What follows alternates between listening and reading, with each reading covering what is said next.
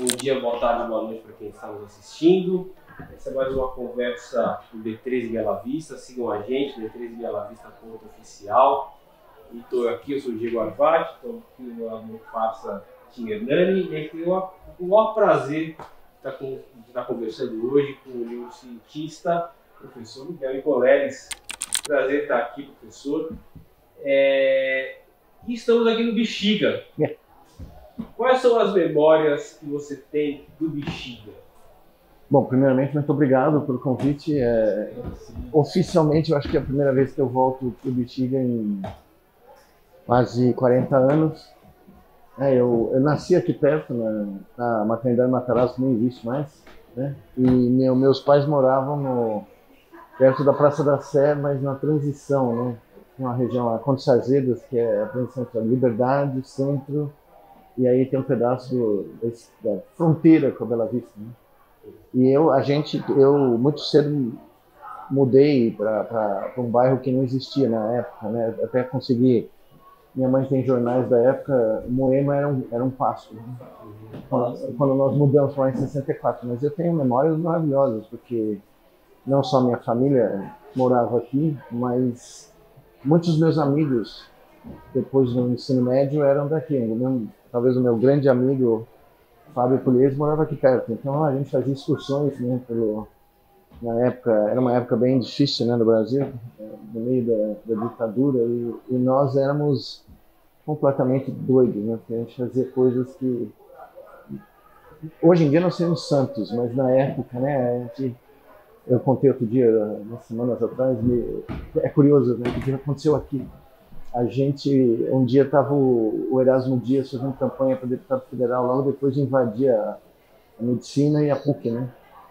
E o meu amigo, que era um cara de pau, foi no comitê e pegou milhares de santinhos, né? Foi tudo bonitinho, né? Parecia o Opus Dei.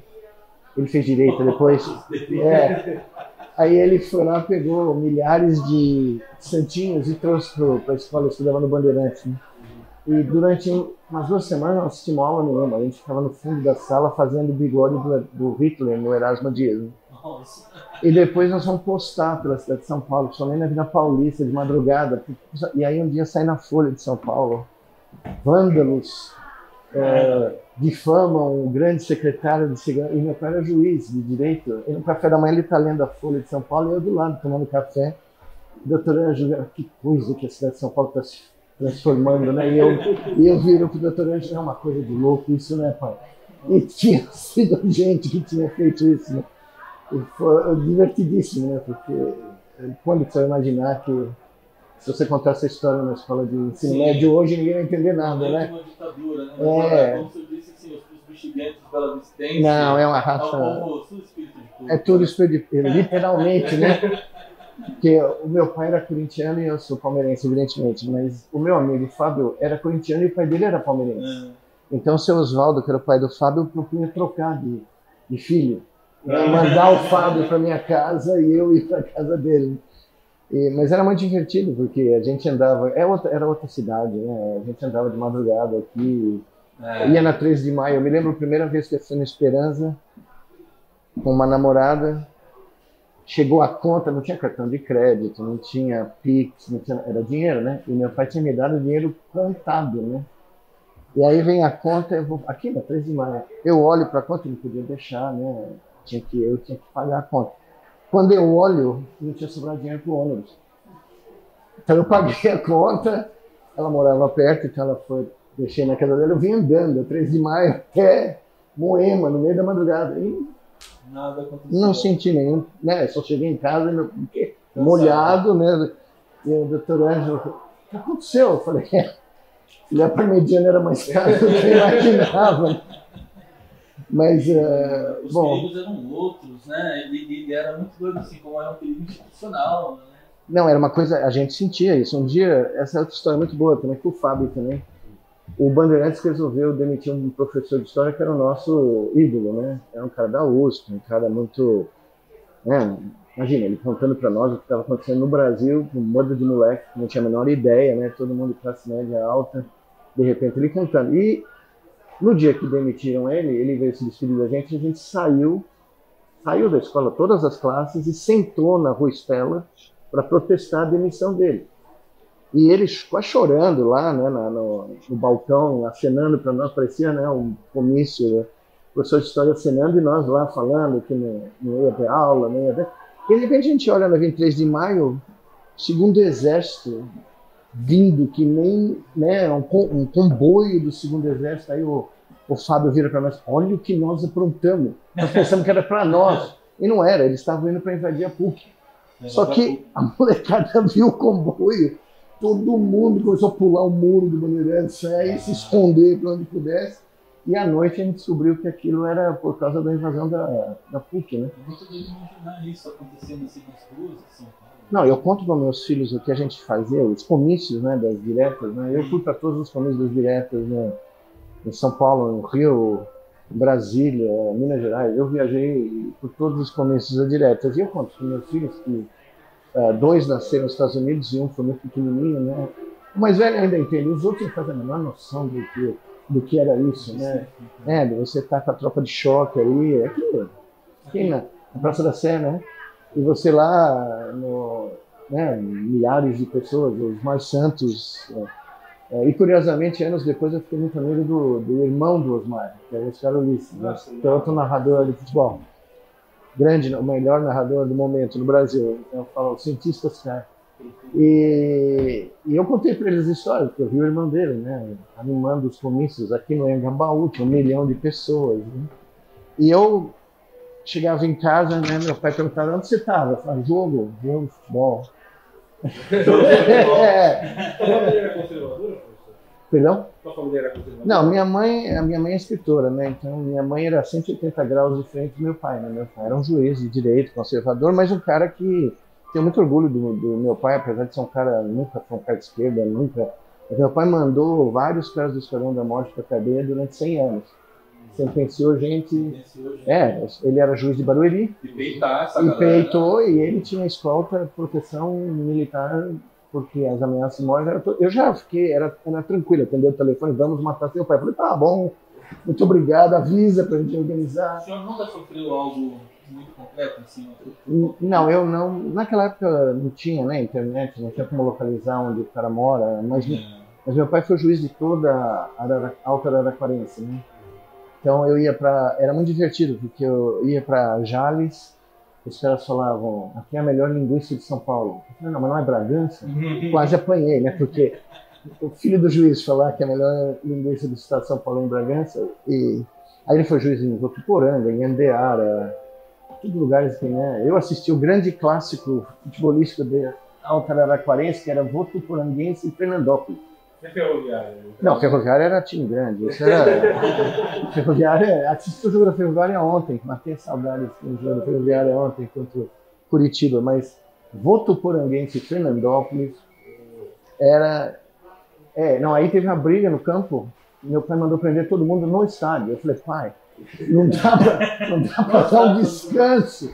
Né? Não, porque soltou a briga toda lá, né? E em Votuporanga, um dia os funcionários do fórum me convidaram para jogar futebol. E eu adorava futebol, né? E eu falei, meu pai, não sei que vale a pena. Eu falei, não, imagina, jogar futebol, também vou Votuporanga. Chego na quadra de futebol de salão, né? É uma quadra um pouco maior. Tô lá com a minha camisa do Palmeiras, anônimo, né? De repente, de uma funcionária, esse aqui é o filho do juiz. Eu nunca apanhei tanto num jogo de futebol na minha vida. Eu pegava na bola, vinha em 4. Mas ia durar, antes de começar o jogo. Então eu pegava na bola, eu já sabia, aí o cara vinha me dar uma rasteira e saía ruim, entendeu? Então eu vivi agruras interessantes aqui em São Paulo. Professor, será que falando de memória, o que é a memória para o neurocientista?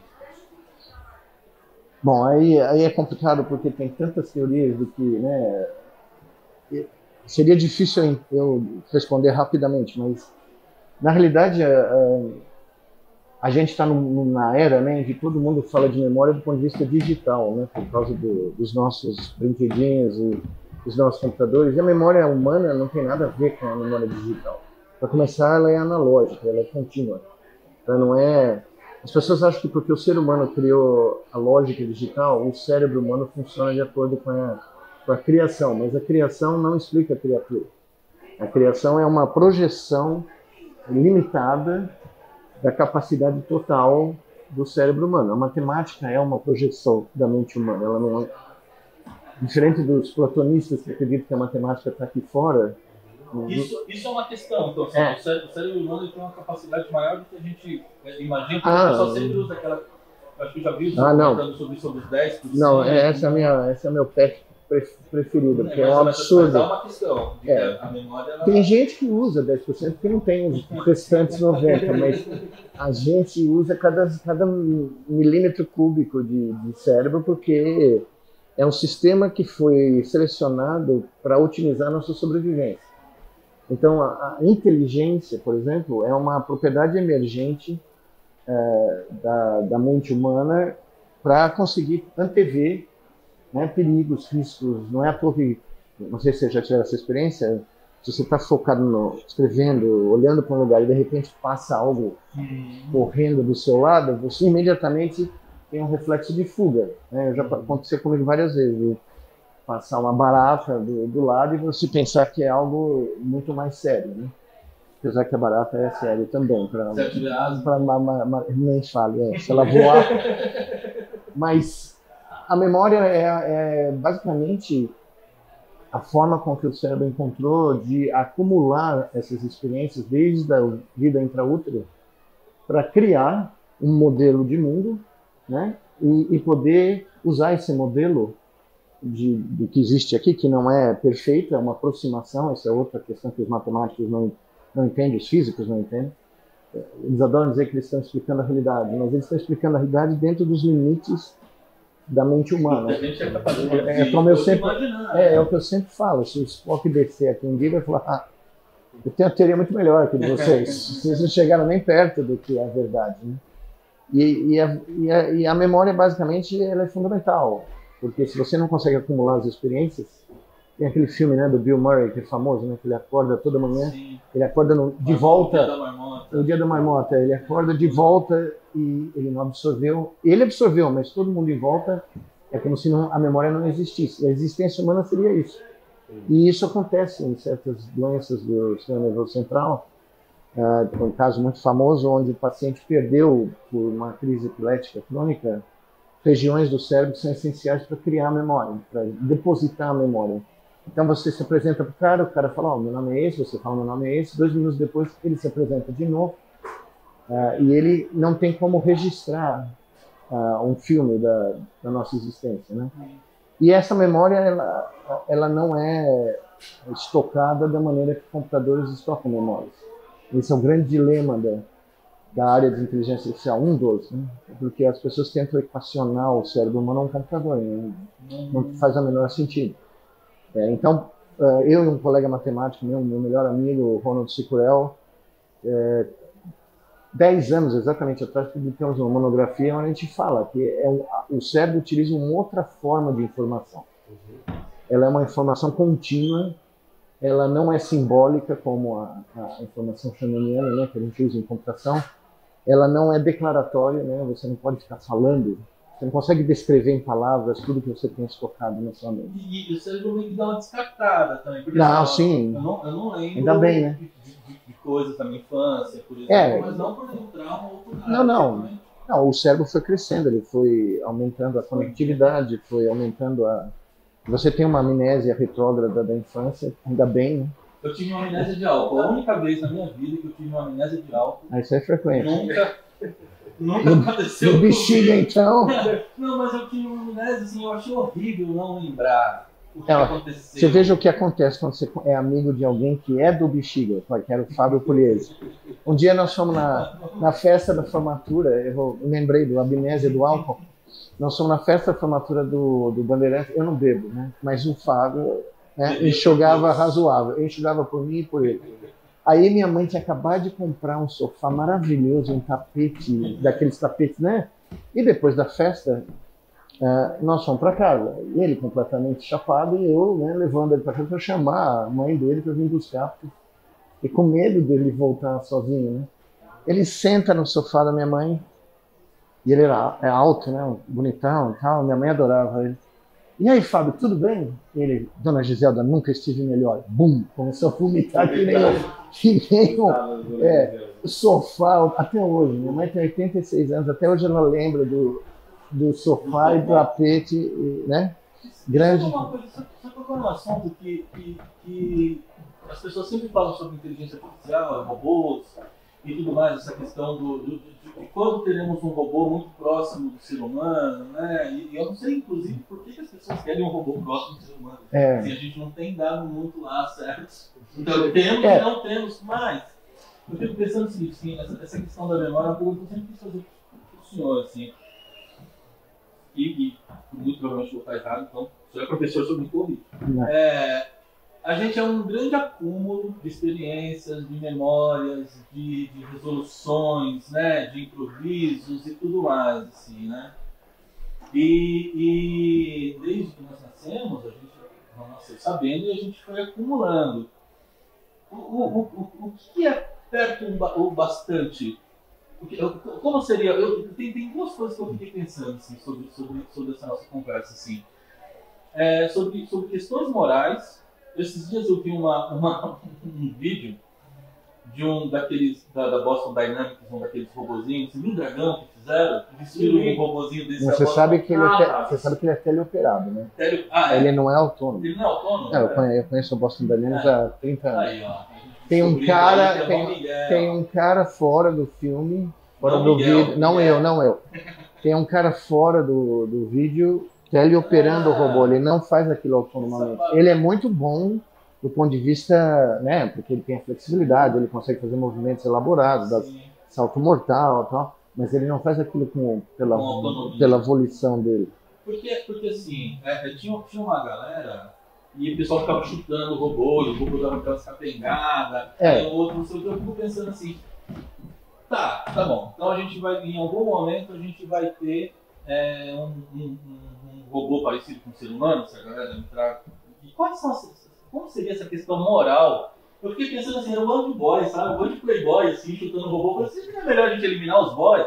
Não é eles que vão ferrar a gente, não, os robôs? Na realidade, eu não sei se é o mesmo filme, mas esse vídeo é só para mostrar que quando você desloca o robô, ele tem um reflexo para reassumir a postura normal. Mas parece, né, uma coisa meio vilanesca, aquelas pessoas ali, né? Isso é parte da, como se diz, do Gestalt da nossa época, né? Então, você tem que... Na realidade, essa sanha de reproduzir o ser humano, tanto em hardware como em software, né?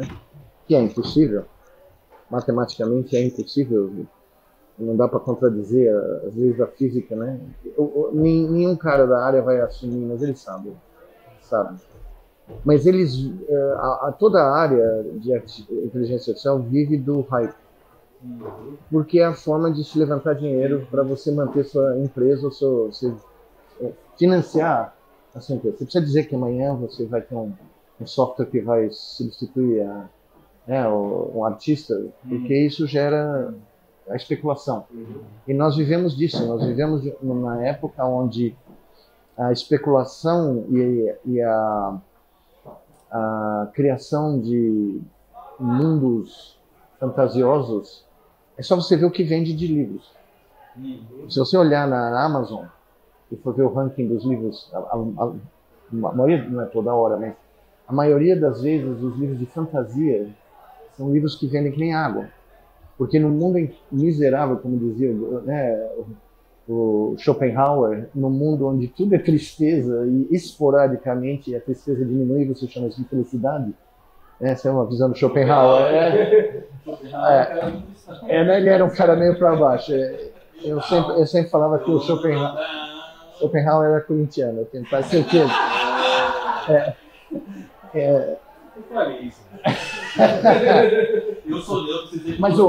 Mas o Nietzsche era São Paulino, entendeu? Ele sofria do mesmo jeito, mas se achava acima, entendeu? É bom, eu confiro times aos filósofos. Mas o nosso dilema atual é que é muito fácil vender essa fantasia. porque ela está nos livros, está na televisão. Então você fala, olha, vou fazer um robô que nem o robô do Guerra nas Estrelas. Nós já vimos o robô. Nós vimos ele no filme. O cérebro já falou, esse barato deve existir, porque, né, você está assimilando o filme, mas o cérebro, às vezes, o filme e a realidade, qual é a diferença? Anteontem, 3 dias atrás, sei lá, nós vimos o Zuckerberg falando que todos nós vamos viver com os óculos que ele vende, né, numa realidade aumentada, que é a mistura da realidade real com a realidade virtual, e ninguém vai saber o que é real. Como ninguém, muito proximamente, né, eu pus isso no meu livro, dizendo que ia acontecer em 2036, mas muito antes disso, a verdade vai desaparecer. Como você vai provar o que é verdade? Se você não estiver vendo, e aí ainda assim... o que você está vendo? O que você está vendo em loco, né? Então, a própria definição do que é verdade está sumindo das nossas mãos. Eu já conversei, eu tenho grandes amigos roboticistas, eu lidei com robôs, quando eu desenvolvi o projeto da Copa do Mundo aqui, eu trabalhei com os maiores roboticistas do mundo, que abriram mão das fantasias. Falei, vamos fazer um negócio que funciona, e que é concreto, que é fazer alguém andar, né? E todo mundo foi, um dos meus grandes amigos e talvez um dos maiores roboticistas do mundo. E eu sempre falava para o Gordon, esse barato de criar outro ser humano, né, é brincar de Deus, e você é ateu, não cai bem. Porque né? O hype anterior era a genética, né? Aí você já foi também. Não teve o discurso, imagine, o presidente dos Estados Unidos vai no Congresso americano, no discurso mais importante do ano, que é o discurso para os americanos saber o State of the Union, né, que é o estado do país. Tem uma série boa sobre isso, e ele confunde o rato transgênico, que é um rato onde você muda os genes, altera a genética dele para você criar um modelo de uma doença, com rato transgênero. Camundongo, ele misturou, ele simplesmente falou que os cientistas americanos estavam criando essas monstruosidades, que são ratos transgêneros, ou camundongos transgêneros. E na realidade são camundongos, né, usados para você estudar, né, o que você pode esperar no mundo em que 77 milhões de pessoas votaram por um indivíduo desse. Do país que alega, eu vivo lá há 36 anos, é o país que alega ser o país mais desenvolvido, mais educado, mais intelectualmente, né? E que os cientistas que estão lá, a maioria são imigrantes, né? Boa parte. Não teria. O meu laboratório era um exemplo disso. Eu tive estudantes do mundo inteiro. Tudo, Índia, China, Coreia, Alemanha, França, enfim. Brasil era o segredo desconhecido, os 2 segredos desconhecidos da ciência americana que deu certo, os 2 segredos que foram as molas propulsoras do domínio americano científico é o seguinte: é que tudo é financiado pelo governo federal, todo dinheiro público. A vasta maioria da ciência básica, a totalidade da ciência básica, é dinheiro que vem para as grandes universidades através de grants, que são projetos de pesquisa. Então o governo federal financia. Por isso que agora que ele está ameaçando cortar metade do dinheiro do NIH, que é o maior instituto de pesquisa biomédica do mundo, as universidades vão falir. Nem a própria universidade não sabe como vai sobreviver. Eu saí na hora, eu vi na parede o que estava vindo depois de 40 anos, falei, não, tá bom, vou ser professor emérito, agora vou fazer o meu próprio instituto. Por quê? Porque era óbvio que primeiro as universidades tinham virado corporações. E o que definia o seu status no lugar não era mais o que você descobria, o que você fazia, era com o dinheiro do governo federal que você trazia.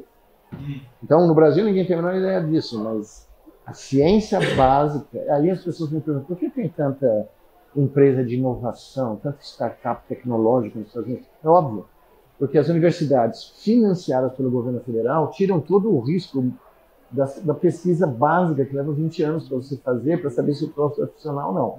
Quando a universidade termina, os caras vêm, pegam a ideia e põem numa empresa e já economizaram 20 anos de dinheiro, de trabalho, de gente, né? E aqui nós não temos esse hábito, né? Os Estados Unidos também não. Mas esse era o grande segredo. E o segundo era atrair gente do mundo inteiro. era atrair gente que queria fazer ciência, mas nos seus países não tinha como fazer. Então, os Estados Unidos atraiu milhões de pessoas que, né, e que eu vou dar o meu exemplo, que é parecido. Eu saí daqui na véspera do governo Collor, 89, um ano antes dele ganhar. Quando ele ganhou, tudo que eu tinha na poupança aqui foi embora, eu nunca mais vi. Eu cheguei nos Estados Unidos, logo depois de chegar, o meu segundo filho nasceu, eu falei, eu vou dar uma de Cortez, eu vou queimar os barcos, não tem como voltar.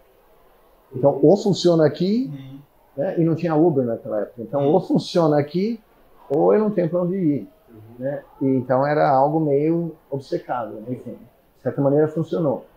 E não fui só eu nisso, gente do mundo inteiro que fez isso. Nos anos 80, nos anos 70, o primeiro êxodo brasileiro de cientistas é o golpe, né, de 64, gente que pode ganhar um prêmio Nobel a qualquer hora, casal no Senswein, né, todos eles fugiram daqui naquela época e não tinham como voltar.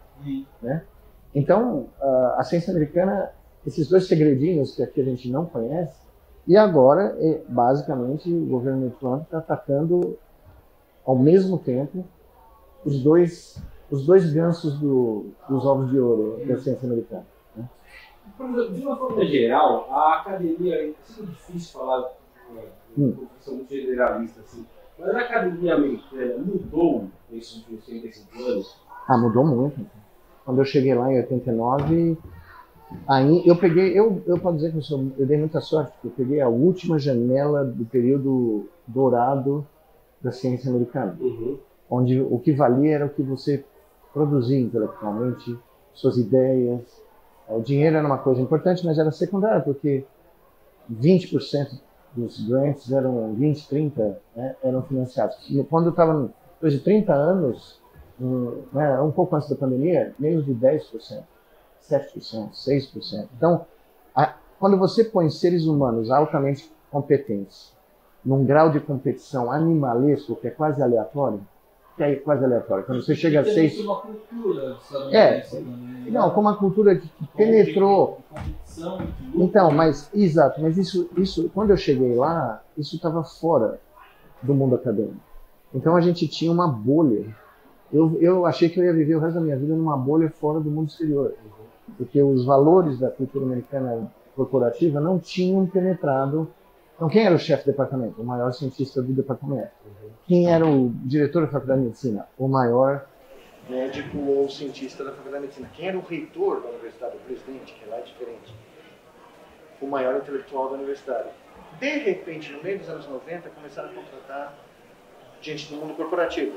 Gente que ou tinha perdido emprego no mundo corporativo, ou que tinha burnout do mundo corporativo, mas eles começaram a virar presidentes, a virar reitores, começaram a pôr os médicos que tinham mais afinidade com a vida privada do lucro, como diretores da faculdade de medicina, e começaram a pôr gente que aceitava essa nova filosofia como chefes de departamento.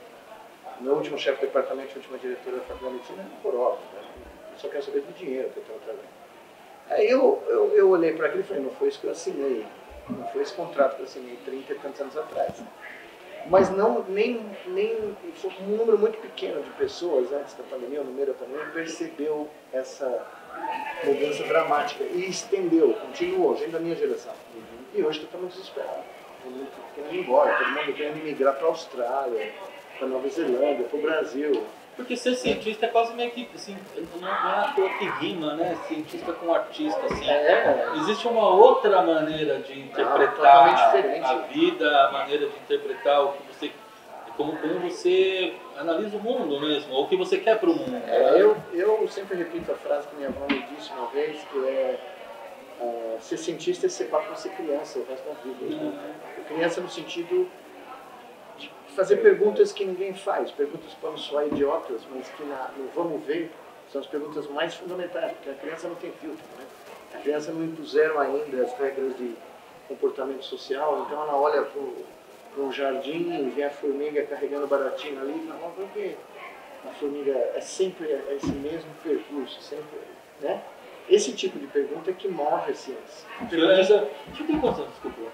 Eu, até onde eu me lembro, em 64. 64. Como é envelhecer, assim, ainda caminhar para essa velhice com esse... O senhor ainda se assombra? Como é que é agora o Nicoleles, quando começou em neurociência? Essa palavra não existe no dicionário, eu não conheço o que é envelhecer. Eu olho no espelho e vejo uma criança pentelho que eu era, né, quando eu andava por aqui, o grande Fábio Pugliese. Eu não acredito... Claro, existe um envelhecimento biológico, isso não é inegável. Você olha para sua barba, você olha para a falta de cabelo, né? Você olha para os seus filhos apurrinhando você o dia inteiro. Então isso não tem como você escapar. Mas do ponto de vista mental, e eu tenho minha mãe que confirma, né? Minha mãe que tem 86 anos, confirma para mim, eu sou a mesma pessoa. Primeiro, se chegar alguém no lugar, desde que eu tinha 7 anos, até agora, 64, e quiser se impor pela autoridade, pode esquecer. Como bom bexiguento. Você não tem a menor chance. Não tem a menor chance. Pode ser, ó. Eu me lembro, eu sempre conto essa história porque eu vou pôr talvez na minha lápide, apesar que eu não votei porque as cinzas vão ser espalhadas no Allianz Parque, então não vai ter lá.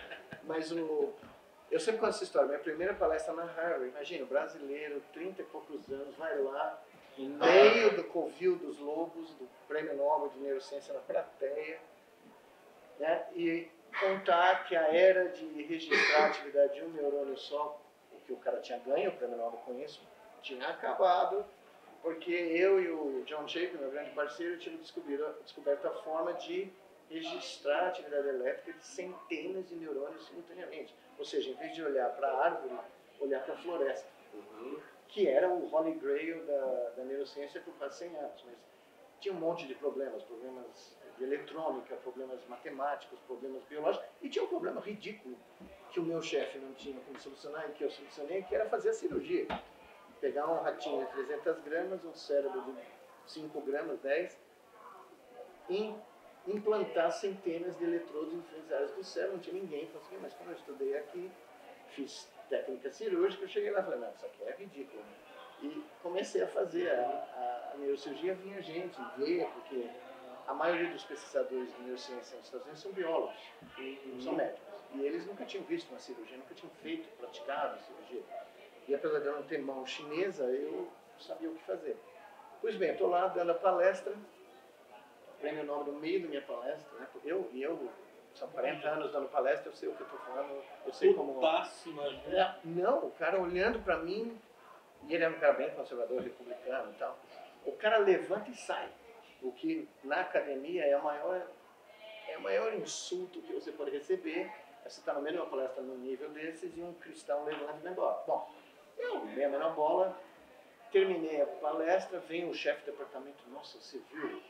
David Hugo levantou e foi embora. Eu falei, tá certo. Ele falou, não, mas você não ficou, todo mundo olhou, todo mundo... Eu falei, não, está absolutamente correto, o mundo dele desabou.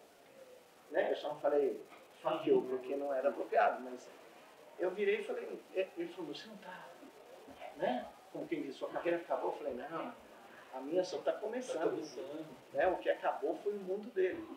E eu conheci gente do mesmo nível, ganhadores do Prêmio Nobel, que ficaram na palestra e depois vieram falar comigo, quero fazer, você tem que ensinar o nosso laboratório a fazer. É outra atitude, entendeu? A atitude de um verdadeiro cientista. O cara já tinha ganho o Prêmio Nobel, o que mais ele precisa? Porque o conhecimento não se encerra, né? Não, e todo mundo sabe que a chance de cada um de nós estar errado é 99%. E que essa é uma das diretrizes básicas da ciência, claro. Também se negar, mas se renovar. Mas é aí onde eu digo... Mas aí é o que eu falo, já que nós estamos aqui eu digo no bairro, o treinamento que eu tive de nascer aqui, crescer aqui, foi um dos pilares da minha sobrevivência nos Estados Unidos. Porque você chegava lá e um cara como esse cara... Porque é um jogo de intimidação. Né? Você está lá apresentando seus resultados vão de encontro à teoria que ganhou o Prêmio Nobel. O cara tenta te intimidar para ver se você some debaixo do... Né? E como eu cresci aqui... Chega lá, encontra o Bexiguento, meu irmão. Palmeirense, nascido na Bela Vista. Vai baiense. Não tem a menor chance. Então um dia, eu conto essa história também porque o meu chefe estava lá, que era um amor, né? Meu primeiro chefe americano, que ficou meu parceiro durante 30 anos, até ele falecer, na pandemia, coitado. O John Shape, né? Eu tô lá no meu pôster. Estava 1 ano e meio nos Estados Unidos. E nós estávamos apresentando a primeira vez que nós tínhamos registrado 26 neurônios simultaneamente. Que era já um troço do arco da velha. Hoje em dia a gente está em quanto? Nós somos em milhares hoje. Eu vi todo esse crescimento, do 1 até milhares, né? Essa foi a minha carreira. O último registro que eu fiz em grande porte em macacos foi 2.000 neurônios. Então, se o John estava vivo, ele viu isso, então depois eu conto, mas então, estava lá, minha primeira apresentação no Congresso de Neurociência Americana, que são 30 mil pessoas. Imagina você estar num lugar que são 30 mil neurocientistas do mundo inteiro, você está apresentando um pôster, e vem vindo na minha direção, e eu sabia quem ele era, claro, o cara chamado Vernon Mountcastle, que tinha escrito o livro texto de neurociência que eu estudei na Faculdade de Medicina. Ou seja, eu tinha lido o livro dele da capa ao rabo, só que eu estava aqui no Brasil. E ele era lá da Johns Hopkins, nos Estados Unidos. E, de repente, eu vejo o cristão vindo na minha direção. E ele andava, né, ele era um lord, ele era um aristocrata da Virgínia, ele andava a cavalo toda manhã, tinha um laboratório, tinha um aras. Né, e o cara era o aristocrata britânico, apesar de ser nos Estados Unidos. Aí ele vem andando para mim e o meu chefe, que estava do outro lado do corredor, acenando assim para mim. Né, pedindo calma, porque ele já me conhecia, né? Ele já me conhecia. Aí o Vernon Mountcastle, e ele trazia um entourage, porque ele era tão famoso que as pessoas perseguiam ele, porque era assim, ele ia no posto e falava, não serve para nada, sua carreira acabava ali. Isso aqui é maravilhoso. Você passava até o status, né, de novo boy do Mountcastle.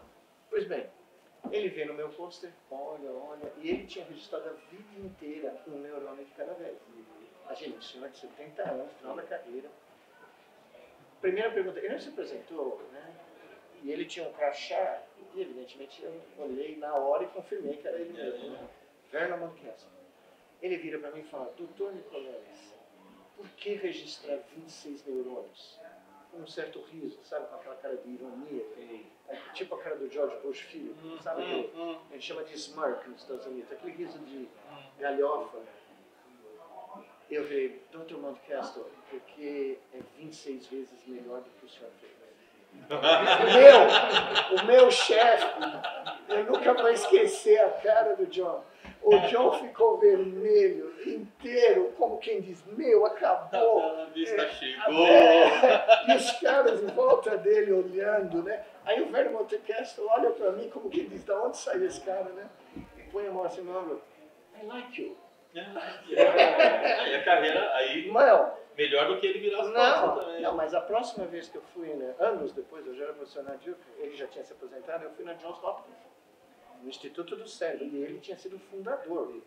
Então, o chefe do departamento do Instituto falou, olha, você não se preocupe, você vai dar sua palestra, todo mundo vai fazer as perguntas pertinentes, que são concretas, mas no final, o Vernon vai levantar e vai te arrasar. Vai falar que isso não serve para nada, ele é muito mal-humorado. Não esquece, ele é um senhor, todo mundo respeita muito ele, mas ele tem que ser o último a fazer a pergunta e você não dá bola, tá? Não esquenta. Eu falei, não, eu já conheço ele, ele conhece e tal. Dou minha palestra, a coisa tinha avançado muito mais, né? Nós estávamos registrando centenas de neurônios, era o começo da era da interface cérebro-máquina, né? Nós estávamos fazendo macaco controlar robô da Carolina do Norte em Boston, nós falamos toda loucura, né? Termina a minha palestra, os caras fazem as perguntas, como esperado, o Vernon Mountcastle levanta, né? E tem todo um mise-en-scène, todo um ritual. É que nem você tá na corte do Luís XIV, entendeu? Que viagem, né? Só que sem a guilhotina, né? A guilhotina não existia daquela guilhotina, existia outra guilhotina, né? Vernon Mountcastle levanta e fala assim, Dr. Nicoleles, posso fazer um postdoc no seu laboratório? O senhor realizou o sonho da minha vida. Eu falei, Dr. Mountcastle, anytime. A plateia inteira olhou como se o buraco negro tivesse aberto. E, né? E o que eu decifrei dessa? Foram anos de diferença. E eu não sabia, eu fui descobrir porque ele me convidou para tomar café no escritório dele. Ninguém ia no escritório dele. Ele me convidou para tomar café e tinha uma foto, assim, vários alunos, tinha uma parede. Achei até muito bacana, tinha uma parede dos alunos dele, né? E ele falou, você sabe quem é esse aqui? Eu falei, claro. Esse é o professor Covian, Miguel Covian, que foi orientador do meu orientador. Aí o Ron Kessler falou para mim, ele foi meu primeiro aluno. Você é o meu bisneto. Eu falei, putz, grilo. Né? E eu não sabia disso. E talvez nem ele soubesse. Ele deve ter ido pesquisar, descobrir de onde eu tinha vindo, né? Porque nos Estados Unidos, nas universidades, você tem a sua tese, você fez, quem foi seu orientador, né? Ele deve ter telefonado, deve ter ido buscar, e ele deve ter posto o Miguel Covian perto dele para mostrar que nós tínhamos uma conexão que era desconhecida até o momento. E a partir disso, toda vez que eu precisava de uma recomendação, se eu telefonasse para ele pedisse uma carta de recomendação, saía na hora. Na hora. Então o que eu aprendi? O método Bela Vista funciona. Funciona, você tem que meter a cara, né? Não tem jeito. Por isso que quando eu fiquei sabendo assim, que o senhor vinha para cá, falei assim, cara, né, Beto, vamos tentar entrevistar para o B3. O B3 é um projeto novo, né? Enfim, tem 1 ano e meio, um aninho, né? Aqui eu faço um festival de jazz aqui em cima, na escadaria do Bexiga, escadaria do jazz e tal. Então eu falei assim, pô, é muito doido saber que alguém que alcançou, não é só uma questão de carreira, mas alcançar esse respeito, né? Saiu daqui, bebeu dessa água aqui, é uma inspiração para as pessoas daqui. Água, porque eu não bebia. Eu ia pro Fábio Pugliese, ele enchia a cara e eu bebia com Mas alguém bebia por você. Alguém bebia meu nome, sem dúvida. Aliás, entrando nesse assunto, professor, nós estamos aqui numa feira do livro, a primeira feira do livro da Rua Rocha, que a gente agradece demais. A gente agradece demais a Livraria Simples, onde nós estamos aqui, que você deu esse espaço para fazer isso com o professor Nicoleles. Está lançando não, né? Não, já saiu em agosto do ano passado. Saiu em agosto do ano passado. Professor, qual é o lugar do livro e da leitura na sua vida? Isso desde os seus tempos de formação até hoje. É a coisa mais importante da minha vida, do ponto de vista intelectual. A minha avó, a dona Lígia, eu cresci numa vila, né? Depois que eu mudei daqui, Moema não tinha nada, né? E o meu avô paterno convenceu meu pai e a sogra do meu pai, a mãe da minha mãe, a mudar para essa vila, porque ele tinha comprado uma casa e tinha umas 2 casas vazias. Então eu cresci, né? De 64 a 76, 12 anos, com a minha casa, a minha avó materna com a minha bisavó e a minha avó materna, e minha avó paterna com o meu avô. Então eu pulava o muro, eu queria me esconder do meu pai, eu ia para a avó materna. Quando ele descobria que eu estava na materna, eu pulava outro muro, eu ia para a casa da avó, da mãe dele. E as avós me escondiam, né? Tranquilo. Toda vez que eu aprontei, né? A avó é avó. E a minha avó era uma mulher. Minha mãe é escritora, né? Minha mãe tem mais de 130 livros publicados, milhões de leitores. Tanto que eu saí do Brasil para não ser filho da dona Giselda, porque era, né, todo dia tinha gente ligando na minha casa, criança, para falar com a minha mãe. E minha avó tinha uma biblioteca espetacular na casa dela. Ela era uma mulher. Ela era professora de formação, mas era pianista. E era uma mulher fora do esquadro, né? Dona Lígia. E eu cresci na biblioteca dela, onde tudo era permitido, tudo livre. Então, me lembro que um dia chamaram meus pais no grupo escolar onde eu estudava, porque a minha professora, uma professora, ficou estarrecida quando perguntou: que livro que vocês estão lendo? Então, um menino, sei lá, Tio Patinhas, outro, sei lá, Revista da Mônica, o outro não sei o quê, e eu respondi: O Crime do Padre Amaro. Foi um auê. Minha mãe teve que ir lá, meu pai, e minha mãe falou: desculpa, não vai mudar. Então, o livro anticlerical. E minha avó era uma fã incondicional do Dom Pedro I. Então ela tinha uma biblioteca completa da história da monarquia. Então eu ouvi falar da Marquesa de Santos, né? Quando eu cresci ouvindo sobre isso. E ela falava para mim que você tinha que saber, então se você fosse fazer na vida, você tem que saber 3 coisas. Você tem que ser proficiente em 3 artes, ela falava. Ler, falar e escrever. O resto é detalhe. O resto você põe o miolo do conteúdo. Você faz o cuscuz, aí você põe o conteúdo, porque esses 3... Tem que... Então, ler para mim, eu acho que não tem um dia na minha vida que eu não deixo de ler. Eu quero que seja. Eu leio os interesses, assim, além do seu trabalho. Eu sempre falei para meus filhos que nunca, evidentemente, nunca seguiram ao meu conselho, nenhum deles. Aliás, eu estou invicto ainda, né? Os 3, nenhum deles. Eu sempre falei, nunca leia um livro só, leia múltiplos. Porque aí você desenvolve uma habilidade, né? Então, eu nunca leio um livro só. Eu leio livros de ficção, livros de ciência, livros de história.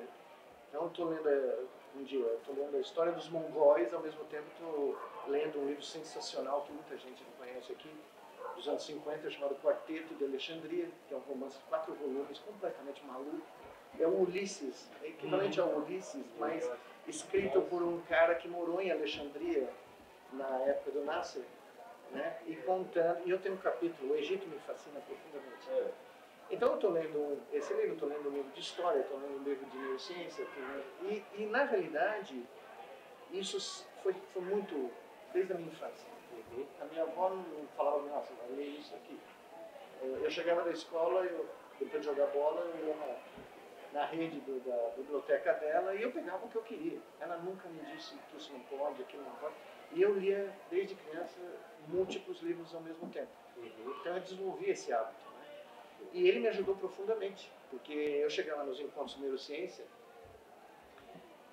e o mundo acadêmico moderno é um mundo extremo, hiper especializado. Então o cara consegue falar de um tipo de neurônio, de um lugar do cérebro, e ele não tem a menor ideia do que acontece na área do lado. Né? E se você for falar então com um neurocientista de filosofia, de história, você pode esquecer. Então eu sempre usei exemplos.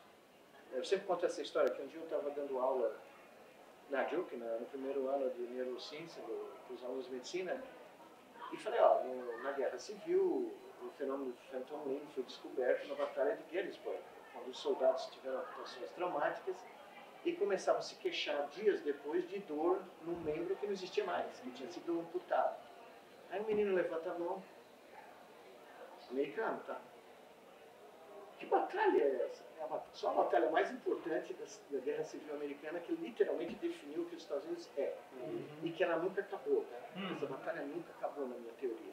Ela continua sendo disputada em outros terrenos. Né? Eu parei a aula e comecei a ler uma aula da Guerra de Gettysburg para uma plateia de americanos. O chefe do departamento estava atrás, porque eu não sabia, mas era a aula em que ele ia me avaliar. Todo ano eles avaliavam você do ponto de vista didático, cara, numa aula sua, e via a reação dos alunos.